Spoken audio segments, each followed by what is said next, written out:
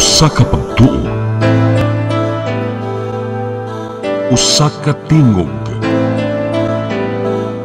usa ka katawhan.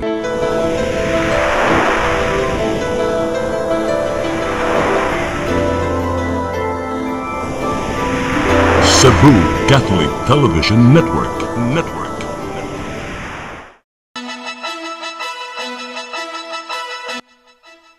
Uluhan sa mga balita sa Sayri 47. Duha ka adlaw nga clearing day sa dakbayan sa Sugbo, sugdana ug mga adlaw. 302 milyones pesos nga budget alang sa dakbayan sa Lapu-Lapu sa sunod tuig aprobado na. Mga baligyang pabuto sa pagsugat sa bag-ong tuig sa kmiton sa kapulisan sa dakbayan sa Sugbo. Sugbo, Kabisayan ug Mindanao, Pilipinas ug katawhan kutos maabot atong Sibya sa tibuok kalibutan mayong hapon. Live kita karon sa CCTN Channel 47 ug dungan nga madungog sa DYHP RMN Cebu niining mga orasa. Kini ang tulumanon sa duganang kasayuran nga angay natong masayran. Sa nga ni Dona Lavares Andicoy, ako si Dennis Tabar ug kini ang Sayri 47.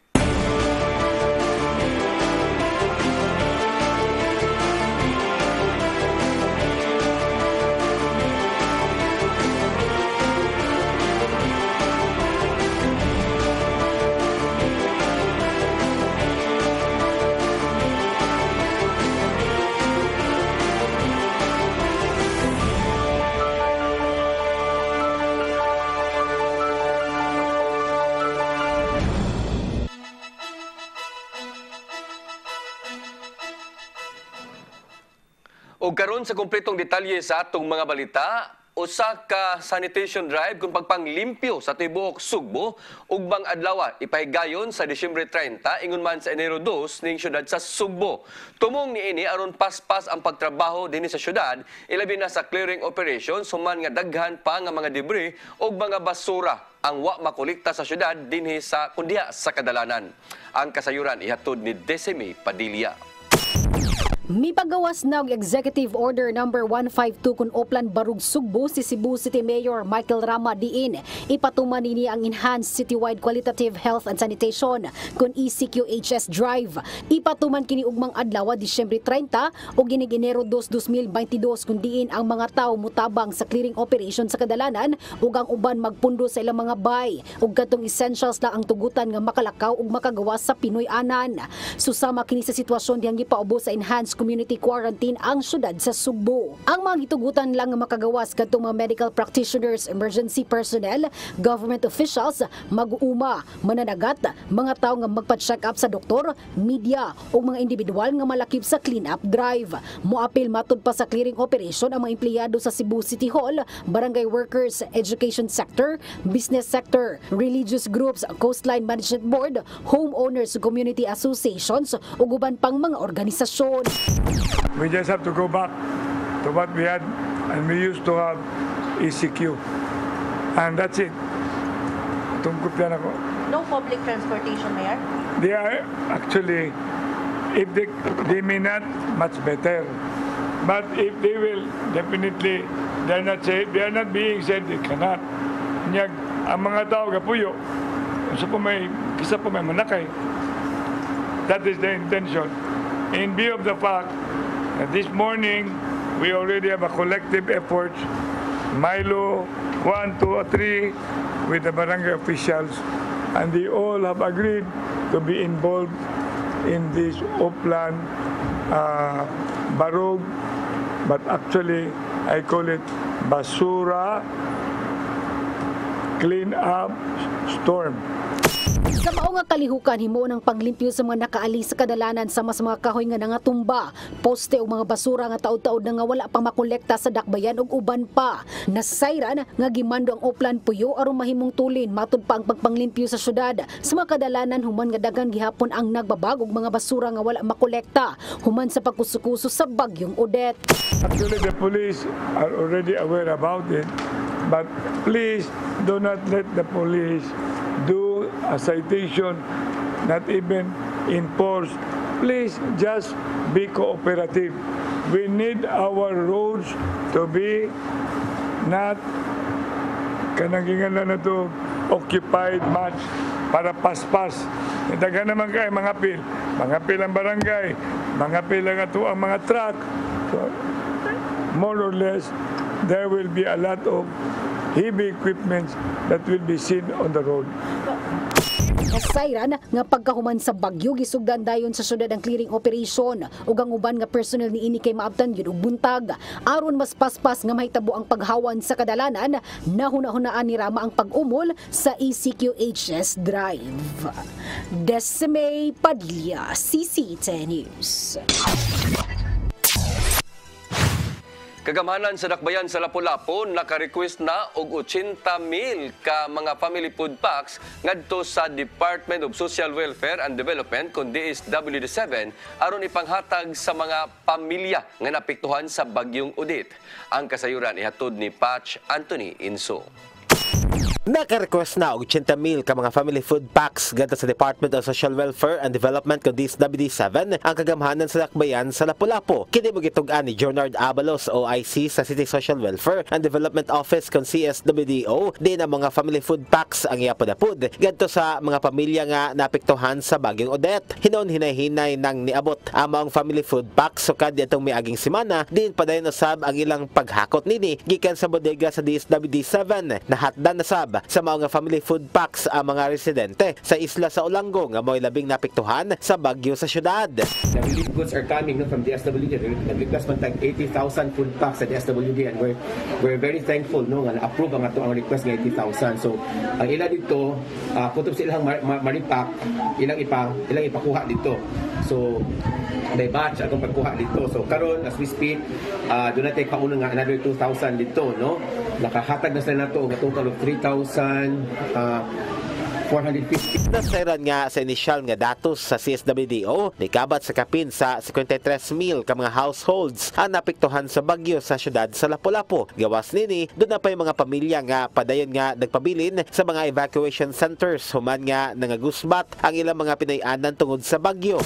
Pipila na naghanabilin sa evacuation center because kung ba namalik naman sila mga balay no, naginahinay kanang kumpuni sila mga balay ba katong during the onslaught right after the onslaught of the typhoon no ato man gipato ato mga social workers dayon to intake to do profiling so based silang data nga na-gather natin mga around 14,000 no households nga naa sa atong evacuation centers but again this is still partial unya outside evacuation center mas ubay dinhi katong mga they took shelter somewhere else no sa ato ang mga ilang mga kapalyentihan mga kasilinganan no so natay mga roughly around 39,000 nga mga households nga dito sa house. Palayon usab ang ilang gihimo nga koordinasyon ngadto sa City Engineering's Office aron sa pagtino sa kinatibuk-an nga danyos ganamugna sa mao nga bagyo sa syudad. Patch Anthony Inso, CC10 News. Samtang sa Lapu-Lapu gihapon nakapanghatag na si Lapu-Lapu Lone District Representative Paz Radasa og 50,000 ka mga relief packs ngadto sa mga apektadong bagyong Odette. Matag relief packs adunay sud nga bugas, noodles, sardinas ug uban pa nga mga pagkaon. Giklaro ni Radasa nga gikan siyang kaugalingong bulsa ang pundo nga gipamalit og mga pagkaon samtang nakadawat usab siya og tunga sa milyon ka pesos nga donasyon gikan kang House Speaker Lord Alan Velasco.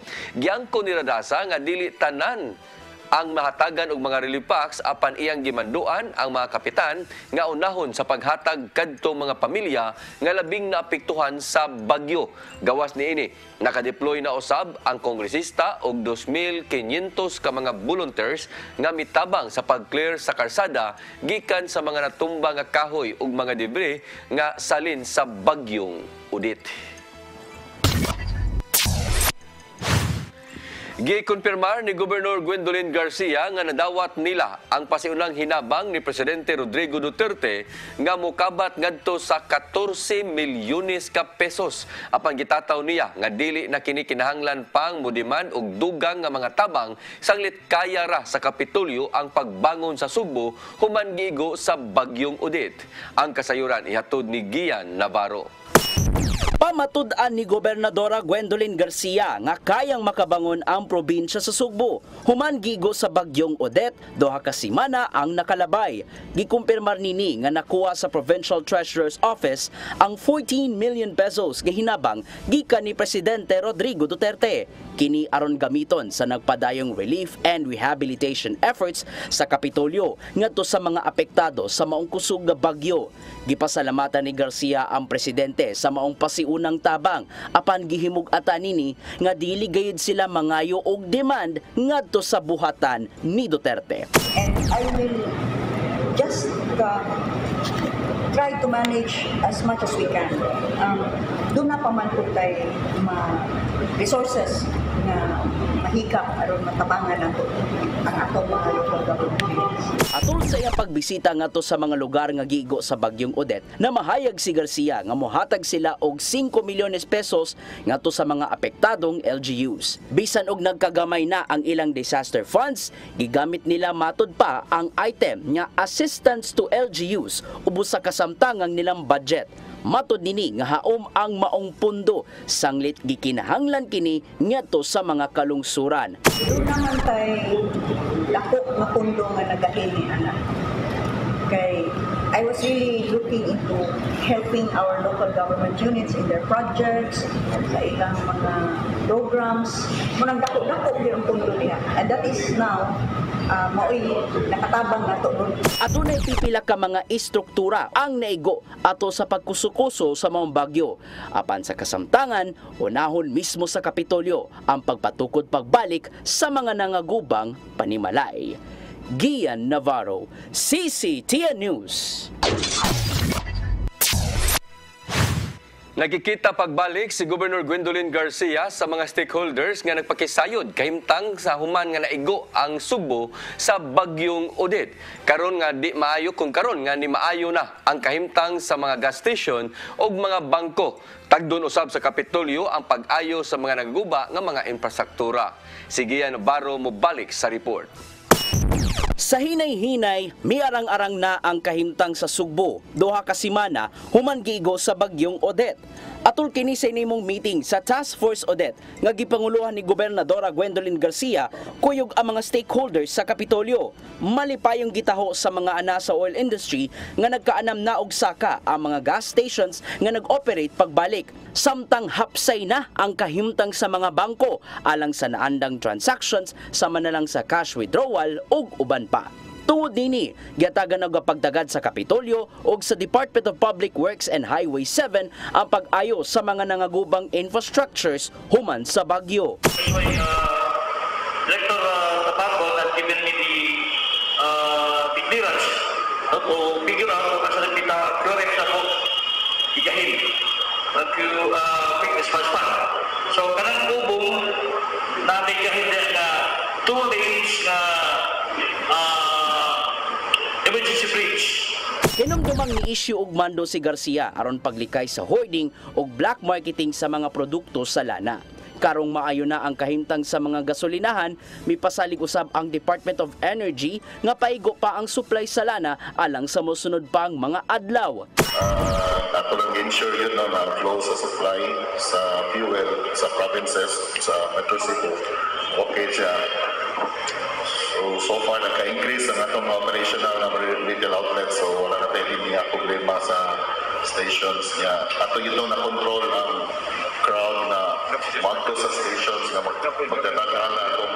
Samtang walay puas usab ang pagpakig-alayon sa mga power utility companies ngadto sa National Grid Corporation of the Philippines aron mapadali ang pagpabalik sa kuryente sa Sugbo. Gani, namahayag ang Chief Operating Officer sa Aboitiz Power nga si Anton Perdices nga maayo ang ilang pagpakig-alayon sa mga LGUs. And then as we get into the more rural areas of our franchise, the mountain barangays, that's where it gets even more difficult to bring the poles up there, to string the lines, and to connect the customers.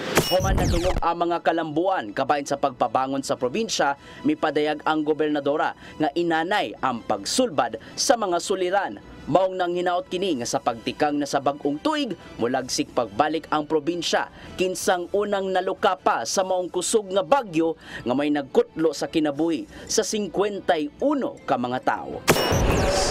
Cebuanos are not rioting, are not looting. You would have a big problem in your hands if they were doing that. But my guess is they're not doing it because they are seeing government at work and all agencies and all sectors working together. Kian Navarro, CCTN News. Dili una ipatuman dinhi sa dakbayan sa Sugbo ang no vaccine, no entry policy sa tanang establishmento dinhi sa syudad. Kini gumikan sa sitwasyon karon sa dakbayan sa Sugbo nga padayon pang mibangon human nga gikuso-kuso sa bagyong Odette. Si Mayor Michael Rama ni-issue og direktiba nga nagbutang sa mga guidelines alang sa maong pagpahigayon og mga kalihukan.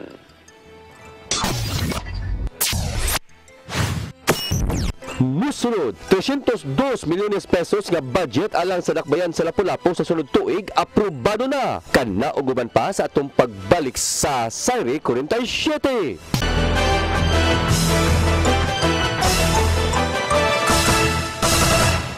Ako si Mr. Rudy Romares, electrical subcontractor ng maong building. Ani adto nga wala pa ko mogamit og ko'y sakit akong tuhod, iglakaw na ko, akong mga lutaha, no. Labi na gikan ta sa overtime. Di sa ko ganahan mo kaon, nindot na ang resulta kay karon mo agi ta sa rampa diha, no, maglakaw ra jud ko. Mga batan-on nga mauwahin akong lakaw kay kusog na ko mulakaw tungod sa paggamit nako sa koy. So ay mo gamit sa koy kay nindot kay resulta. Daghang kay salamat sa koy herbal capsule. Barato na, epektibo pa. Koy Herbal Capsule. Discover the beauty of the Philippines.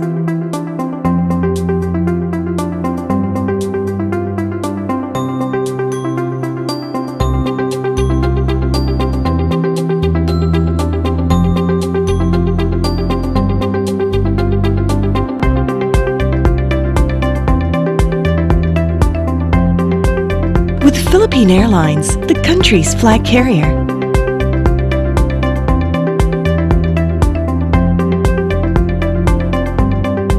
The airline that lets you feel the warmth of the nation.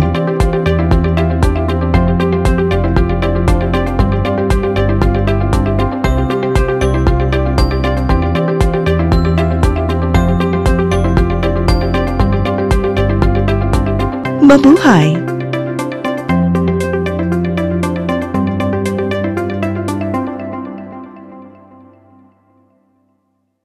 I started working at the age of 10. Bilang basurero. Instead, nakaawaan ko ang sarili ko. Di pinagbuti ko sarili ko. Matter of mindset. At hanggang sa makagraduate ako, ganun lang yun. Pagpapahalaga sa pag-aaral. If you have that attitude in your mind, you will know value. I felt so blessed. Sabi ko, why not go to public service? In fact, nakutya na naman ako. Wala yan. Artista lang yan. Pakit lang yan. Akalain mo, kasalanan na maging cute. Bumalik naman ako ng eskwelahan. Awa naman ng Diyos, ako'y nakapagtapos. Keep on trying. Wala namang mawawala sa atin. So, kung nangyari sa akin, pwede rin mangyari sa inyo. Wala nang imposible. Ako kayo, hindi sumusuko. Ako po si Isko. Ako si Isko. Ako si Isko. Ako si Isko. Ako si Isko. Tayo si Isko. Pasko na usab, hindi nato kalikayan nga ang matag usa ka nato magsaunog gayon. Kung mahimo, pampamilya lang. Kaya ang pandemic, musugutag sa dili, ana agyapon sa atong kalimpo. Gikan sa COVID-19, Delta variant, ug karon ang Omicron nga mas grabe kaysa mga naguna. Mag-amping kitang tanan, ang minungidad, ang atong mga apo, ug mga gagmayng kabataan. Sila dali lang matapdan sa maong nga virus. Malipayong pagsaulog sa Pasko o umaabot nga bagong tuig. Merry Christmas!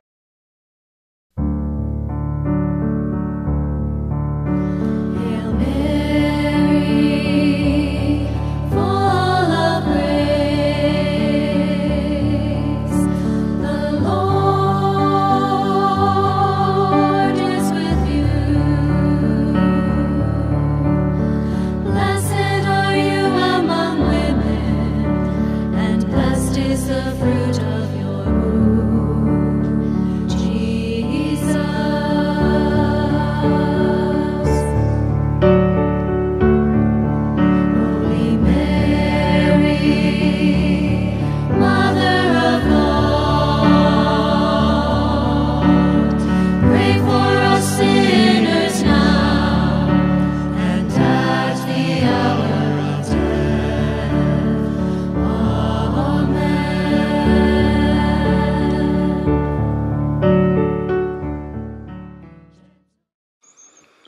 Marami sa ating mga kasama, mga kakilala at mga kaibigan ang hindi pa rin lubos na makapaniwala sa ating gagawing paglahok sa darating na eleksyon.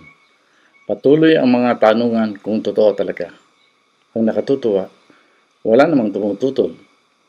Nais lang na matiyak na ito ay isang laban na walang atrasan. Handang lumuhok ang marami. Pinuhay ang pag-asa. May pagpipilian na. Sa wakas, ang bawat isa sa ating hanay ay may pagkakataong ipamalas ang kabayanihan, tunay na paglilingkod at walang kupas na pagmamahal sa Diyos at bayan. Batay na rin sa tamang pag-unawa, alam natin na ang takbo ng pamumulitika dito sa atin ay dapat nang baguhin.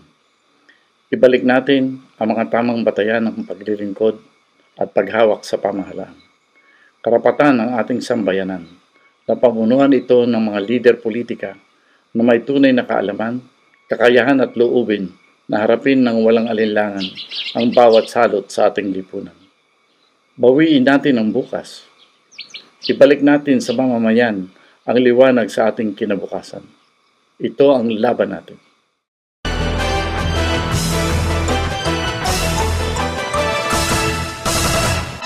Sa ato mga balita, aprobado na sa Konseho sa Dakbayan sa Lapu-Lapu ang Annual Investment Plan sa ilang sesyon kagahapon. Di nalakip niini ang financial assistance nga mukantidad og 236 milyones alang sa mga apektado sa bagyong Odette. Matod ni Konsehal Michael Dignos nga gawas niini ilan usab magipun-an ang mao nga budget og 66 milyones hinungdan nga moabot na ngadto sa 302 milyones pesos.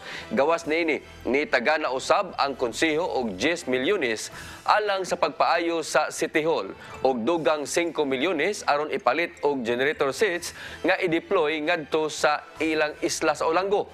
Giklaro usab ni Konsehal Flaviano Hias, ang chairman sa Committee on Finance, nga dili illegal ang ilang pag-aprobar sa ordinansa niadtong Disyembre 20. Manghatag og financial assistance direkta ngadto sa barangay. Kaya duman nga una nang gibito ni Mayor Ahong Chan ang maong ordinansa ni adtong Disyembre 23 tungod kay gusto ni ini nga ipaagi sa CSWDO ang pagpanghatag og financial assistance.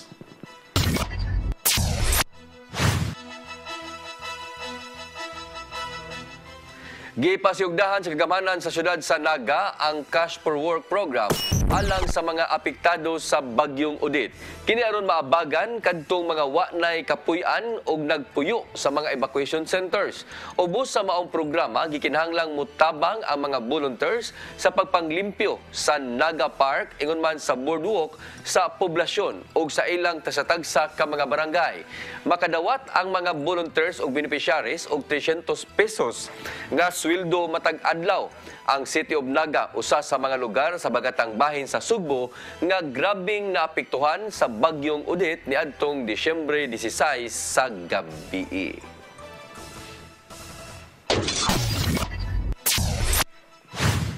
Kapulisan sa syudad sa Sugbo mutabang sa pagmonitor sa mga tindahan nga nipaburot pag-ayo sa presyo sa ilang mga baligya sama sa tubig ug pangapanginahanglanon sa panimay. Ang kasayuran ihatod ni Arnold Bustamante. Gisahan sa kapulisan sa syudad sa Sugbo nga motabang sila sa Business Permit Licensing Office kon BPLO sa Cebu City Hall sa pagmonitor sa mga tindahan nga may paburot sa presyo sa ilang mga palaliton ning panahon sa kalamidad. Daghan ang nadawat nga impormasyon nga dunay mga negosyante nga sobrang nga nakapamahal sila nga mga baligya nga may gikinahanglan sa mga kabu sama sa bugas, tubig ug uban pa. Mato ni Police Lieutenant Colonel Wilbert Parilla, Deputy City Director for Operations sa Cebu City Police Office, nga trabaho sa BPLO ang pagbantay sa presyo sa mga palaliton. Apadabagan nila kini di na dunay duha ka mga pulis ang gitahasan nga muuban silang himuon nga inspeksyon. Sa pagkakaroon doon natay gihatag duha ka personnel sa taga BPLO and headed by Attorney Jared o napod si Attorney Carillo sa Cebu City Hall nga mo'y nangulo sa pag-inspection sa tanang mga commodities and establishments or mga sellers nga mipatubo sa presyo sa ilahang gipamaligya. So as of now wala pa tay report because karon pa silang adlaw nagkandak og inspection. Sa miyaging adlaw, may sa inspeksyon ng PPLO sa mga establishmento o mga dagkong tindahan sa syudad kung mituman ba sa lagda ni Mayor Michael Rama nga kinahanglan walay mo pasaka sa presyo sa mga basic needs. Hinon siguro ni Padilla nga wala pa sila makadawat og impormasyon may kalabutan sa pagpahimulo sa panahon sa mga negosyante. Dugang ni Padilla nga lakip silang ipang monitor karon ang pagguba o gipugo sa pag-abli sa pipila ka mga residente ang mga fire hydrant aron lang nga makakuhag tubig. Mato ni Padilla nga iyang gimanduan ang mga chief of police sa pagmonitor aron mahatagan og proteksyon na mao mga fire hydrant sanglit mahinungdanon kini tungod kay mao kini ang kuhaan sa tubig sa mga fire trucks kung adunay motubaw nga sunog. Kung adunay mga tawo nga mohimo sa pagguba nini dili magduha-duha sa pagsikop ang mga pulis. Doon natin directives ato ang mga chief of police sa ilahang area nga to record all kanang mga insidente nga ingon ana nga gi-force og open ang mga labi na og mga fire hydrant nga gipang open. So ato na nang gipa-check and then report sa mga sa dito sa DSWD and if ever doon na sila makitaan nga mga tao nga mo ginagabli so we can apprehend them. We will apprehend them. Yes, we will apprehend kay kini dili ni siya maoy insakto especially sa mga fire hydrant nga gikinahanglan kayo nato sa tuang mga fire truck nga labi na karon nga sunod-sunod ang ato ang sunog no sa bisan sa doon na natay bagyo pero pagkahuman sa bagyo sunod-sunod sa gyapon ang ato ang sunog nga nahitabo sa tuang dakbayan. Una nang nireklamo ang MCWD nga dunay ilang mga main line sa tubig ang gipangpugo sa pag-abli sa mga tao aron makakuha lang og tubig. Awhag nila sa publiko nga likayan kini sa paghimo tungod kay mudakuon niya ang problema kung ang maong main line masagulan na sa hugaw ug mainom na hinuon sa dakang tao nga makamugna na hinuon og sakit. Arnold Bustamante, CCTV News. 90% sa tanang kadalanan sa syudad sa Mandawi nahawana na sa mga nangatumba nga mga kahoy tutukan usab karon nila ang pagkuha na usab sa retipon og nga mga basura samtang nagsugod na og balik na online usab ang mga CCTV camera diha sa Mandawi City Command Center. Ang kasayuran ihatod ni Mereros Sagarino. Nahawana na sa mga debris og nangatumbang kahoy ang 90% sa tanang kadalanan sa syudad sa Mandawi. Sigon ni Buddy Alain Ibanez, pangu sa Mandawi City Disaster Risk Reduction Management Office, base kini sa report sa Traffic Enforcement Agency of Mandawi kun team diin naglakip na sa mga dagkong kadalanan og barangay roads. Dapat ay mga gamay na lang ng mga tree and debris. Then nato ang together with the team from BECO naghina sa restore sa power. Matod ni Ibanez nga gitutukan nila karon ang pagkolekta sa mga nagtipon ug nga basura. Giawhag usab niini ang mga residente nga magpaabot sa personal sa syudad nga mokolekta sa basura ug dili ibutang sa kadalanan. Advising all sa mga residents sa Mandawi nga maghuwat lang yun nga moabot ang garbage truck sa ilang balay para kuhaon ng basura. Dili lang ibutang dito sa Daplinsdan. Kay mao gyud na ato kay everyday mga limpyuhan nato na nasay basura the next day. Ang CDRRMO, Department of General Services, Mandawi City Police Office ug City Engineering Office ang nagtinabangay sa paghawan sa kadalanan sa dakbayan. Samtang nagsugod na pagbalik online ang CCTV camera sa Mandawi City Command Center human sa usa ka semana nga pag-offline niini. Konektado na sa Command Center ang pipila ka mga major intersection sa Mandawi kundi nabalik na ang kuryente. Gamit magkainis siya kay kaniya mga camera CCTV kay una ni is monitor nato maka-advise ta sa driver, sa pilot sa atong mga ambulansya, emergency vehicles, fire truck kaasang best way nga makaagi na dili traffic. Mary Rose Sagarino, CCTN News. AFP Mobile Kitchen gi-deploy na usab dinhi sa Cebu City aron makatabang sa mga sugbuanon nga apektado sa bagyong Odette. Tulo na ka barangay ang naadtuan sa maong nga mobile kitchen diin naghatag sila og mga pagkaon. Ang kasayuran ihatod ni Decime Padilla. Sa panahon sa kalisdanan, ilabi na karon nga ang Sugbo usa sa apektado gyud sa bagyong Odette. Gikinahanglan ang tabang sa tanan aron makabangon sa gisagubang nga kalisdanan. Aron makahatag og kahupay sa gibating kaguol ug kabalakas sa mga tawo, ang Armed Forces of the Philippines kun AFP ni-deploy sa ilang AFP Mobile Kitchen. Matod ni Captain Teresita Cansancio, Information Officer sa Visayas Command, tumong sa pagdeploy sa AFP Mobile Kitchen aron paghatag og kalambuan sa kondisyon sa mga Sugboanon nga apektado gyud sa bagyong Odette. Nasayran nga ang AFP Mobile Kitchen abot sa Subo nitong December 24 ug pagpitsa 25 atol gyud sa Pasko nang hatag dayon ang Visayas Command og mga pagkaon di nang una nilang giadto ang barangay San Roque. Pagkapitsa 27 gisunod nila og adto ang barangay Ermita ug Pasil ug karong adlaw pitsa 29 mao day ng barangay Tejero. Kada barangay 1,500 katawo ang ilang gihatagan og pack meals alang sa paniudto ug laing 1,500 sa panihapon. Ang kasundalohan nakigalayon gyud sa barangay nga mausab ang nipili og nihimo og pamaagi aron hapsay ang pagpanghatag sa pagkaon gikan sa mobile kitchen sa AFP. Kuan gyud ni siya sir meal, depende lang kung unsay abot sir. But ang pagkaistorya sa ako is more on beef and chicken. This is to avoid sa basin natay mga kaigsuunan nga Muslim para at least free for all gyud siya sir. Ang AFP Mobile Kitchen gikan kini sa General Headquarters sa Kauluhan ubo sa AFP Logistics Command. Diin i-deploy kini sa mga lugar nga nakasugat og makatalagman og dagkong panghitabo. Sama dito sa Marawi dihang dunay nahitabong gubat tali sa militar ug terorista, ingon man sa National Capital Region dihang misa ka pagayo ang ilang kaso sa coronavirus disease kun COVID-2019. Actually ang funds nagigamit ani sa pagkakaron kay gikan man sa AFP sir. So naay 3 days allocation. So mo pag 25, pag 27 ug 29. Karon sa mga succeeding days mo nang gusto sa ko mo announcer if ever na ay gustong mo donate no sa ato ang mga mananaw no sa ato ang programa no naunta kung kinsa toy na ay blessed gali sila nga napa sila sobra kung ganan sila mag-donate sir like rice, like manok kung unsa ba or vegetables sir, please you can contact Visayas Command sir. Nasayran sab nga gawa sa Cebu City ang AFP Mobile Kitchen moadto sab sa bagatang bahin sa Sugbo nga apektado sab kaayo sa bagyong Odette. Deseme Padilla, CCTN News. Pag-apply alang sa face-to-face nga klase sa Dakbayan sa Mandawi, dili ipadayon gumikan sa epekto sa bagyong Odette sa mga tunghaan. Ang kasayuran ihatod ni Mary Rose Sagarino. Walay mahitabong face-to-face classes sa pampublikong tunghaan sa syudad sa Mandawi sunod tuig. Sigo ni Konsehal Malcolm Sanchez, chairman sa Committee on Education, nga nakahatag na sila sa DepEd Mandawi og letter of request ngadto sa DepEd Regional alang sa pagpahigayon sa face-to-face classes apan gumikan sa epekto sa bagyong Odette ngadto sa mga eskwelahan. Wala na nila kini karon gi-consider. Ano na natay letter request unta nga gi-submit sa CHED DepEd Regional. Musuway ta og kuan face-to-face classes pero with the onslaught karon sa bagyo murag wala tay gi-consider na karon nga face-to-face classes in the next school year.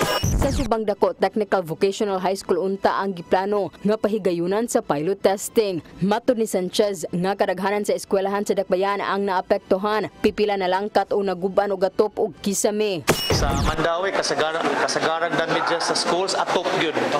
Atok unya ang ubang schools hurot gyud gym, hurot ang ubang mga lupad. Ako di bawa nang umapan unya dito sad sa Tawason.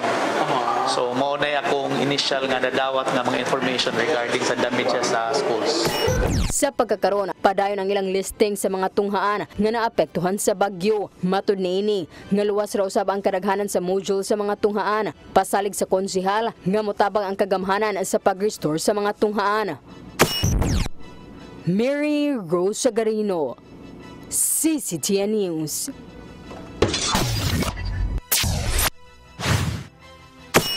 Musunod, mga baligyang pabuto sa pagsugat sa bagong tuig sakmiton sa kapulisan sa Dakbayan sa Sugbo. Kana og uban pa sa atong pagbalik sa Sayre 47.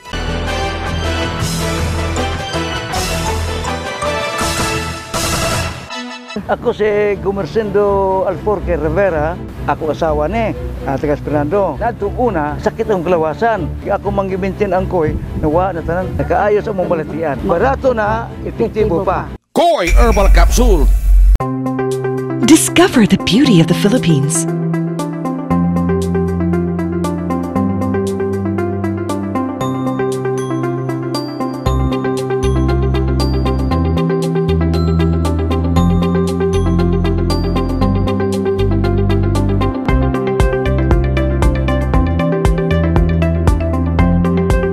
With Philippine Airlines, the country's flag carrier.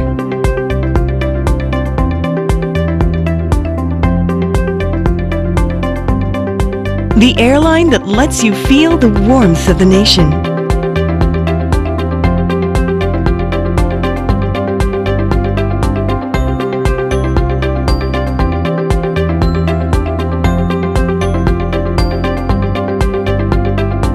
Mabuhay!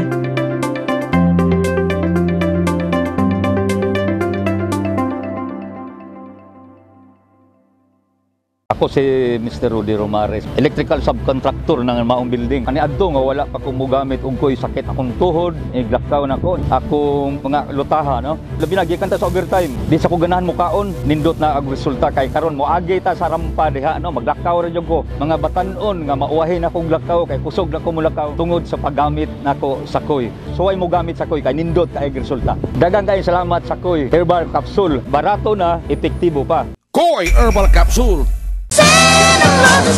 Pasko na usab, hindi nato kalikayan nga ang matag usa ka nato magsaulog gayon. Kung mahimo, pampamilya lang. Kaya ang pandemic, musugutag sa dili, ana agyapon sa atong palibot. Gikan sa COVID-19, Delta variant, ug karon ang Omicron nga mas grabe kaysa mga naguna. Mag-amping kitang tanan, ang minong edad, ang atong mga apo, ang mga gagmay kabataan. Sila dali lang matapdan sa maong nga virus. Malipayong pagsaulog sa Pasko o umaabot nga bagong tuig. Merry Christmas! I started working at the age of 10 bilang basurero. Instead, nakawaan ko ang sarili ko. Di pinagbuti ko sarili ko. Matter of mindset. At hanggang sa makagraduate ako, ganun lang yun. Pagpapahalaga sa pag-aaral. If you have that attitude in your mind, you will know value. I felt so blessed. Sabi ko, why not to go to public service? In fact, nakutya na naman ako. Wala yan. Artista lang yan. Pa-cute lang yan. Akalain mo, kasalanan na maging cute. Bumalik naman ako ng eskwelahan. Awa naman ng Diyos, ako'y nakapagtapos. Keep on trying. Wala namang mawawala sa atin. So, kung nangyari sa akin, pwede rin mangyari sa inyo. Wala nang imposible. Ako kayo, hindi sumusuko. Ako po si Isko. Ako si Isko. Ako si Isko. Ako si Isko. Ako si Isko. Tayo si Isko.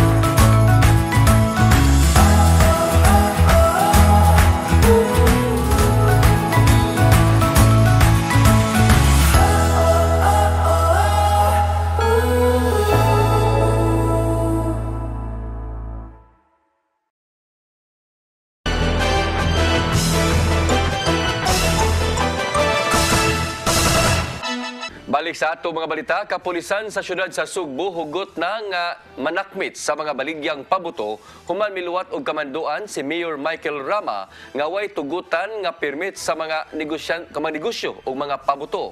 Ang kasayuran ihatod ni Arnold Bustamante. Human miluwat og kamanduan si Cebu City Mayor Michael Rama nga padagpuna ang mga pamaligya nga pabuto sa dakbayan sa Sugbo ang kapulisan dali nga mitumanini.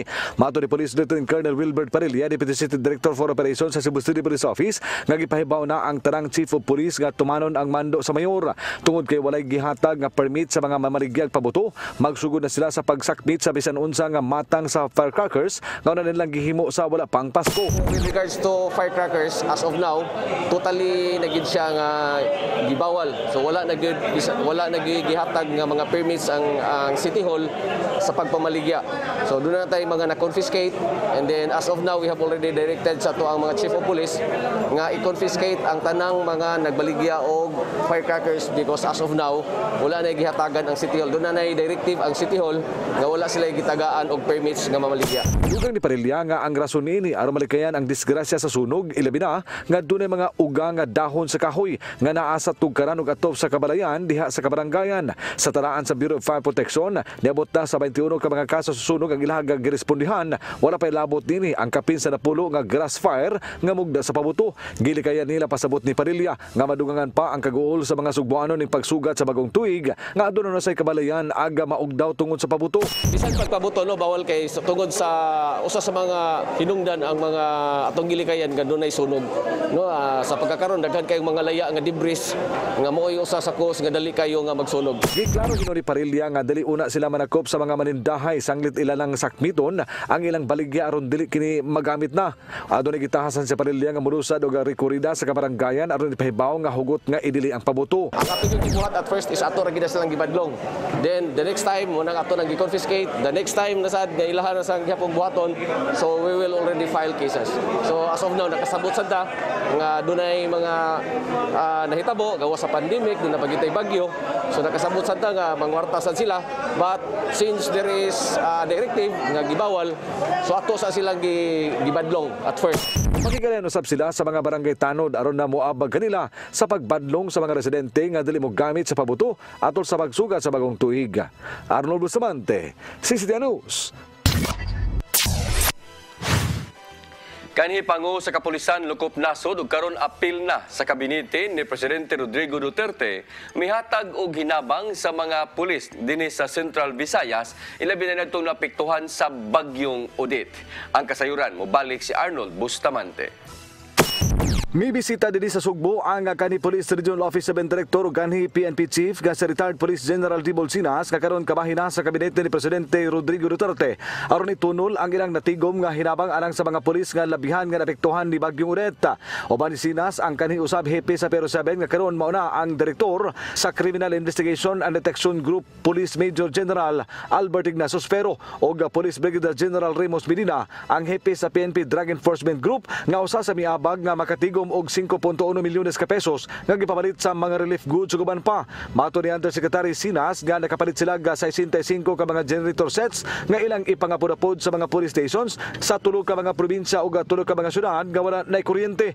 16 ka generator sets ug 1,500 ka mga relief goods ang madawat sa lalabigan sa Bohol nga gisundan kini sa probinsya Sugbo nga adunay 15 ka mga generator sets ug 200 ka mga food packs upat sa dakbayan sa Sugbo, tulo sa syudad sa Lapu-Lapu ug kasamtangan nga duha sa Negros Oriental. Okay, ang among gidala diri, kini gi-organize namo ni sa akong opisina sa Office of the President kay Undersecretary ko sa PNP with a particular kay Bert Pero, kay Major General Bert Pero, Director ng CIDG o sa Director ng PDEG na si General Ramos Medina. Kauban namo ani ang pag-raise anig amount is sa katong Office of the Presidential for Advisor na si Secretary Mike Dino, tapos yung LGU ng Pampanga, Makati LGU o ug ang Chief of Police ng Makati ug amo ang mga civilian friends, no? Napod mi kauban diri katong party list ng ALIP, di ba? Kasi naghatag man sila ug katong party list na STL. Gipasabot sa kanhi general nganong nga pulis ang iyang giuna nga mahatagan tungod kay biktima usab ang kapulisan sa bagyo nga ngayan nga tabangan. Apan giklaro nga ang sobra sa relief goods nga kapin sa 6,000 ipang-apod-apod usab kini sa mga pamilya nga labihang nang ginahanglan. Ang purpose nako nga ihatag na siya sa pulis kasi siyempre ang pulis po diri biktima po, di ba? So para po ganahan po sila magtrabaho na ilahang pamilya na apoy para sa ilaha. Kay kabalo ko kanang mga local government nato, ang national government ug other mga stakeholders, grabe po ang tabang.